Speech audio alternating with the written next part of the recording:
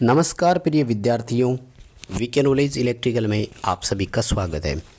दोस्तों, NCVT ITI के exam papers चल रहे हैं और आईटीआई इलेक्ट्रीशियन सेकंड ईयर के लिए आज 21 दिसंबर 2021 को जो मॉर्निंग में फ़र्स्ट शिफ्ट 9 बजे से 11 बजे तक पेपर हुआ था, उस पेपर के ये क्वेश्चंस हमें मिले हैं।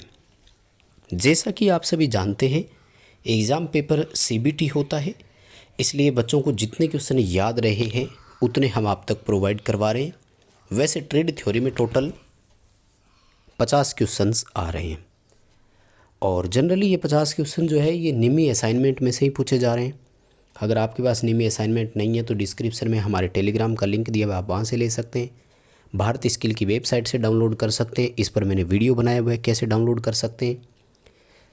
बाकी टॉप 5 क्वेश्चंस के लिए मैंने वीडियो दिया हुआ है, 5 वीडियो मैंने बनाए थे, उन 5 वीडियो को देखें। पेपर पूरा उन्हीं में से घूम फिर कर आ रहा है। आज कौन कौन से क्वेश्चन पूछे गए, उन सभी क्वेश्चंस को आप लास्ट तक मेरे साथ ज़रूर देखना। जितने क्वेश्चन आज हमें मिले हैं आप तक वो भी पहुंचाएंगे।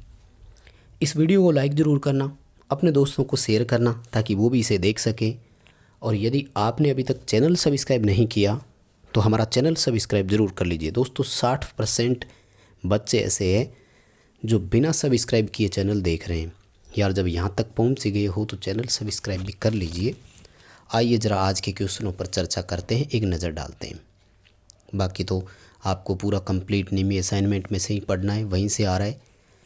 अगर आपके पास वक्त है 1-2 दिन का तो लगभग 400-500 क्वेश्चन है दोनों असाइनमेंट में, 3rd और 4th सेमेस्टर में। उसको पढ़ लीजिए, पूरा पेपर उन्हीं में से आ जाएगा। देखो, आज सवाल पूछा गया। अब इस क्वेश्चन में कई बच्चे कंफ्यूज हो सकते हैं।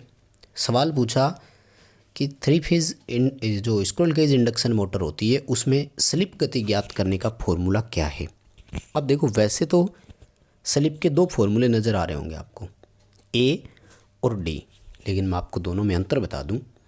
इस क्वेश्चन का आंसर जो है वो ए करना है, NS - NR करना है, क्योंकि इसने स्लिप स्पीड पूछी है।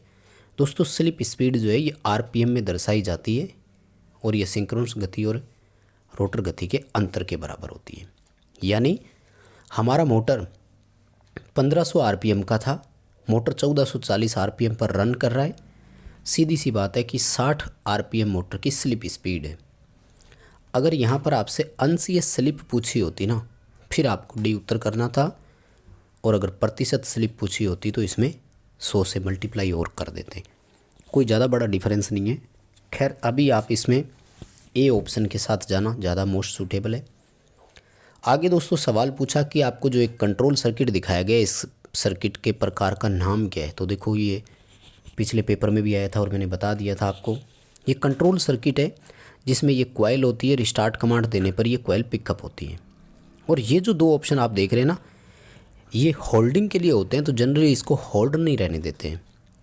और जिसमें ज़रूरत के अनुसार बार बार स्टार्ट कमांड देनी हो, ऐसे सर्किट को इंचिंग सर्किट कहा जाता है। ये जो बटन आप देख रहे हो ना, इसको जॉगिंग ऑपरेशन या जॉगिंग बटन के नाम से भी जाना जाता है। ए उत्तर आपको इसका करना है। इंचिंग सर्किट है ये, इंचिंग कंट्रोल सर्किट आपको यहाँ पर दिखाया गया है। काफ़ी अच्छा क्वेश्चन है ये और पिछले दोनों पेपरों में आए। 20 दिसंबर को जो एग्ज़ाम पेपर हुआ उनमें भी आया था। और आगे देखो, टोटल इलेक्ट्रिकल डिग्री गणना करने के लिए फॉर्मूला पूछा है, तो इसके डी ऑप्शन में वो उत्तर दिया हुआ है और फॉर्मूला होता है 180 इंटू पोल्स। तो ये भी वैसे तो मैंने आपको कई बार करवा दिया था, बट ठीक है, इजी क्वेश्चन है, आप कर सकते हो। डी उत्तर करना है इसका, 180 इंटू पोल वाला टोटल इलेक्ट्रिकल डिग्री गणना करने के लिए फॉर्मूला पूछ रहा है। जनरली ये बता रहे हैं कि 3rd सेमेस्टर से जो PDF है उसमें से ज़्यादा क्वेश्चन आ रहे हैं। 4th सेमेस्टर में इलेक्ट्रॉनिक्स ज़्यादा है ना, उनमें से नहीं आया। और ड्राइव है उसमें, UPS और इन्वर्टर है, इसलिए उनमें से ज़्यादा नहीं आ रहे। ज़्यादातर सिंगल फेज़ 3 फेज़ मोटर में से आ रहा है, DC जनरेटर DC मोटर में से ज़्यादा आ रहे हैं। तो 3rd सेमेस्टर वाली PDF को आप थोड़ा ज़्यादा पढ़ें। DC जनरेटर में फील्ड कॉइल का उद्देश्य क्या है तो हम सब जानते हैं। फील्ड पोल पर जो शंट और सीरीज वाइंडिंग की जाती है, फ्लक्स बनाने का काम वही करती है। तो आपको इसमें C उत्तर सही कर देना है। आगे देखो सवाल पूछ रहा है, बड़े डीसी जनरेटर मशीनों की पोल की कोर बनाने के लिए, ध्यान से देखना कई बच्चे कंफ्यूज हो जाते हैं। पोल की कोर बनाने के लिए पूछ रहा है, तो पोल की कोर कहते हैं स्टेनलेस स्टील की होती है। डी करना है। कास्ट आयरन जो है ना वो योक बनाने के लिए होता है छोटी मशीनों में, कास्ट स्टील बड़ी मशीनों में योक बनाने के लिए। यहाँ पर बड़ी मशीन में पोल की कोर बनाने की धातु के बारे में पूछा है, आपको इसका डी उत्तर करना है, स्टेनलेस स्टील। आगे दोस्तों कहते हैं कि सवाल पूछा अल्टरनेटर के बारे में कि अल्टरनेटर में डैम्पर वाइंडिंग का उद्देश्य क्या है। देखो अल्टरनेटर का आ जाए चाहे सिंक्रोनस मोटर का आ जाए, डैम्पर वाइंडिंग का एक उद्देश्य तो है हंटिंग दोष को समाप्त करना। सिंक्रोनस मोटर में ये दो काम करता है, हंटिंग समाप्त करने के साथ साथ ये वहाँ पर मोटर को सेल्फ स्टार्ट बनाने का काम भी करता है। तो अभी आपको डी उत्तर करना है यहाँ, तो प्रिवेंट द हंटिंग इफेक्ट। और आगे दोस्तों ये क्वेश्चन भी पूछा गया कि आपको एक अल्टरनेटर दिखाया गया, इस अल्टरनेटर का नाम क्या है। दोस्तों ये ब्रूसलेस अल्टरनेटर है। इस क्वेश्चन का आपका ऑप्शन जो है वो ए बिल्कुल सही है। बस आप तो ये चित्र देख लो, आपके पेपर में ऐसा ही आ जाए तो ध्यान रखना। लेकिन एक चीज़ मैं बता दूं, ऑप्शन चेंज हो सकते हैं, ध्यान रखना। जैसे इस क्वेश्चन में हम देख पा रहे हैं कि ब्रूसलेस अल्टरनेटर ए ऑप्शन में दिया हुआ है, लेकिन हो सकता है कि आपके पेपर में कहीं वो बी ऑप्शन में हो, कहीं सी ऑप्शन में भी हो सकता है। इसलिए ऑप्शंस में नाम भी साथ में याद रखें। जैसे ब्रूसलेस एक्साइटर है तो साथ में ये ब्रूसलेस एक्साइटर जो है इस नाम को भी याद रखें। आगे दोस्तों डीसी मोटर का ये डायग्राम दिया हुआ था और पूछा कि ये किस प्रकार की मोटर है। दो तरीके हैं इसके पहचान करने के। एक तरीका है कि फील्ड वाइंडिंग देखो आर्मेचर के समांतर में जुड़ी हुई है, तो वैसे ही शंट मोटर हो गई। दूसरा तरीका देखो फील्ड वाइंडिंग के टर्मिनल दिए हुए हैं E1 और E2, तो जो E1 E2 टर्मिनल होते हैं वो वैसे ही शंट मोटर के ही होते हैं, शंट फील्ड के ही होते हैं, क्योंकि सीरीज़ के टर्मिनल D1 D2 होते हैं और जो सेपरेटली एक्साइटेड है उसके टर्मिनल F1 F2 होते हैं। तो इसका ए ऑप्शन है आपका कि ये आपको जो दिखाई गई है ये डीसी शंट मोटर है। ठीक है, बताते हैं कि डीसी मोटर में करंट की दिशा किस नियम से ज्ञात की जाती है। ये क्वेश्चन भी था, लेकिन फिर ध्यान रखें इसमें फ्लेमिंग का राइट हैंड रूल ही आएगा। करंट की दिशा पूछ रहा है, ना कि मोटर के घूमने की दिशा। अगर मोटर के चालक के घूमने की दिशा पूछे ना तो फ्लेमिंग का लेफ्ट हैंड रूल आप कर देना। लेकिन जहाँ तक मुझे लग रहा है क्लियर फोटो ये है, इसलिए ये क्वेश्चन आया था। मोटर की करंट वाली डायरेक्शन हो सकता है ना ही पूछी गई हो, क्योंकि उसने ये कहा था कि सर जो स्पष्ट क्वेश्चन दिख रहे हैं वो पूछे गए थे। स्क्रीनशॉट लेने में आगे पीछे के क्वेश्चन तो थोड़े बहुत साथ में आ ही जाते हैं ना। सिंगल फेज इंडक्शन मोटर का कार्य सिद्धांत पूछा है। दोस्तों वैसे तो इसमें फैराडे का विद्युत चुम्बकीय प्रेरण होता है, लेकिन निम्न असाइनमेंट में इसका ए ऑप्शन दिया हुआ है। आपको इसका ए उत्तर ही सही करना है, क्योंकि वो इसका ए उत्तर ही सही मानेंगे और आपको नंबर मिलेंगे ए ऑप्शन सही करने पर। इसलिए क्वेश्चन को ध्यान रखो और लेंज का नियम जो है वो उत्तर कर देना। ABCD याद रखने की ज़रूरत नहीं है, नाम याद रखना लेंज का नियम। और सिंगल फेज मोटर का तो ये तो कल जो एग्ज़ाम हुआ था 20 दिसंबर को, उसमें भी पूछा गया था। देखो रनिंग वाइंडिंग, स्टार्टिंग वाइंडिंग और कैपेसिटर तीनों लगे हुए हैं। कैपेसिटर मोटर है। अब कैपेसिटर मोटरों के हिसाब से देखें तो ऑप्शन है कैपेसिटर के ज़्यादा।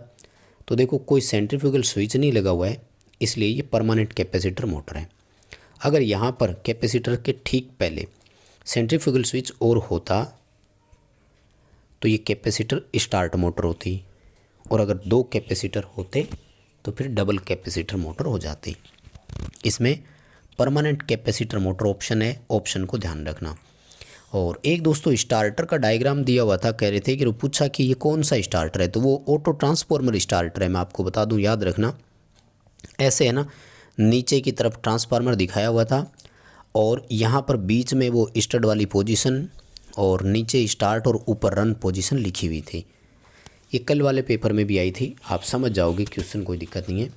ऑटो ट्रांसफार्मर स्टार्टर का वो डायग्राम था। ठीक है, और उसके बाद में कहते हैं कि ये पूछा कि जो वाइंडिंग मशीन आपको दिखाई है इसमें X से चिन्हित किए गए भाग का नाम क्या है। यानी ये जो आप वाइंडिंग मशीन देख रहे हैं इसमें इस भाग पर देखो X नाम लिखा हुआ है, जो ये व्हील को घुमाएगा, इसका नाम क्या है ये नाम आपको बताना था। तो आपको इसका ए ऑप्शन सही करना है। खराद का धूरा बोलते हैं। मैंड्रेल होता है ये, ठीक है। निम्मी की बुक में जब आप देखेंगे तो आपको स्पष्ट ये नज़र आ जाएगा। आगे देखो क्वेश्चन पूछ रहा है 6 पोल स्टेटर मोटर है, टोटल इलेक्ट्रिकल डिग्री कितनी है। देखो मैंने फॉर्मूला बता ही दिया था, 180 इंटू पोल टोटल डिग्री के लिए फॉर्मूला होता है। तो 180 इंटू 6 कर दो, उत्तर आएगा 1080 डिग्री। आपको इस क्वेश्चन का सी आंसर जो है वो बिल्कुल सही करना है। आगे दोस्तों अल्टरनेटर में से फिर पूछा है कि प्रति फेज ईएमएफ गणना करने का फॉर्मूला क्या है आदर्श अल्टरनेटर में। तो 4.445 FT करना है। आदर्श है इसलिए KPKD नहीं लिखना, यानी पिच फैक्टर और डिस्ट्रीब्यूटर फैक्टर नहीं लिखना। डी ऑप्शन इसका जो है वो बिल्कुल सही कर देना। अल्टरनेटर में प्रेरित ईएमएफ के लिए नियम कौन सा है, तो सेम वही लगेगा, फ्लेमिंग का राइट हैंड रूल, क्योंकि अल्टरनेटर और जनरेटर का कार्यकारी सिद्धांत एक ही है। तो इसमें आप डी उत्तर कर सकते हो। और आगे पूछा कि अल्टरनेटर के इस भाग का नाम क्या है। तो देखो ये तो कल वाले पेपर में भी था, मैंने बताया था, सेलिएंट पोल रोटर बोलते हैं। भाई स्टेटर है नहीं, एक्साइटर है नहीं। रोटर की बात करें तो बेलनाकार रोटर की पहचान होती है कि वो लंबाई में ज़्यादा होता है। इसमें यदि देखें तो कम लंबाई स्पष्ट नज़र आ रही है ना, सेलिएंट पोल है, सी उत्तर हो जाएगा। वैसे ही 1-2 बार क्वेश्चन आपने पहले पढ़ ही रखा होगा, तो इसमें कोई दिक्कत आपको आएगी नहीं। आगे देखो सवाल पूछा कि 36 क्वाइल है, 4 पोल 3 फेज है, ठीक है ना। आपको बताना है क्वाइल प्रति फेज प्रति पोल, ठीक है ना, क्वाइल की संख्या बतानी है। देखो प्रति फेज प्रति पोल यदि निकालनी है तो इसके लिए फॉर्मूला होता है टोटल क्वाइल बटे फेज इंटू पोल, ठीक है। देखो कुल क्वाइल इसने बता दी 36 है, 4 पोल है, 3 फेज के लिए वाउंड करना है, 36 बटे 12 करोगे तो उत्तर आएगा 3। ए ऑप्शन सही हो जाएगा। 3 क्वाइल प्रत्येक फेज में प्रत्येक पोल में आएगी, ठीक है। और उसके बाद में जो सवाल पूछा गया वो आर्मेचर वाइंडिंग की जांच के लिए कि शॉर्ट और ओपन जांच कैसे कर सकते हैं। एक्सटर्नल ग्राउलर आएगा, पहले भी मैंने बता ही दिया था ये क्वेश्चन। डीसी मोटर की स्पीड कंट्रोल विधि पूछी है। आर्मेचर के समांतर में डाइवर्टर लगा हुआ है तो विधि का नाम आर्मेचर डाइवर्टर विधि है। डी उत्तर कर देना। बस दोस्तों कुल मिलाकर के इसी तरह के क्वेश्चन थे, और बाकी इन सब को मैं टेलीग्राम पर ये PDF डाल दूंगा जो इसमें पूछी गई थी, तो आप वहाँ से इसको ज़रूर और देख लेना। डीसी मोटर के आर्मेचर करंट की जो वैल्यू गणना करने के लिए फॉर्मूला पूछा, तो terminal voltage minus back EMF बटे आर्मेचर रेजिस्टेंस होता है। इसका आपको सी उत्तर सही कर देना है। कुल मिलाकर के वही क्वेश्चन रिपीट हो रहे हैं जो कल वाले पेपर में भी आए थे, उससे पहले पेपरों में आए थे। ये PDF आपको टेलीग्राम पर मिल जाएगी, वहाँ से इसे डाउनलोड कर लेना और अच्छी तैयारी कर लेना। इस वीडियो को लाइक कर देना, चैनल को सब्सक्राइब ज़रूर कर लो अगर नहीं किया तो। हाँ, इस वीडियो को अपने दोस्तों के साथ शेयर ज़रूर करें।